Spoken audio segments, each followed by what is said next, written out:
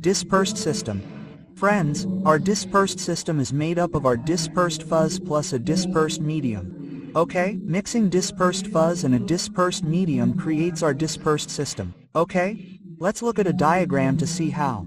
Look, you took a substance. Suppose I took a liquid. Okay? And I added some solid particles to the liquid like this.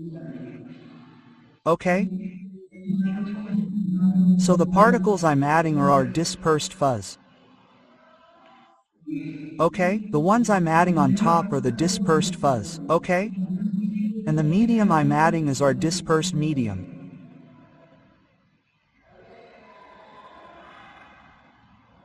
Okay? So there are three types of dispersed systems. Okay, now let's talk about the types. So there are three types of dispersed systems. The first is our molecular system, okay, which are also known as true solutions, okay? The particle size in these is less than 1 nanometer. Okay, second is our colloidal solution, okay, colloidal dispersion, okay, for example, like our milk, okay, the particle size in this solution ranges from 1 nanometer to 0.5 micrometers, okay, the difference here is only in the particle size between these three, okay, and the third is our coarse dispersion. Okay, coarse dispersion is like suspension and emulsion. In this, the particle size is more than 0.5 micrometers, okay? Now let's give an example. Let's see what our example of a dispersion system is. Okay, so, look, our example is blood. In human blood, we see all three types of dispersion systems. Okay, because blood contains peptides, proteins, and glucose.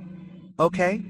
Which is an example of a molecular dispersion, okay, which happens at the molecular level, okay? In the second blood, we have a protein called albumin, okay, which is a large protein, okay? This is an example of a colloidal dispersion. Meanwhile, in the third blood, we have RBCs, red blood cells. This is an example of a coarse dispersion, okay? So, in this video, we talked about dispersion systems and their types. Now, in the next video, we'll talk about the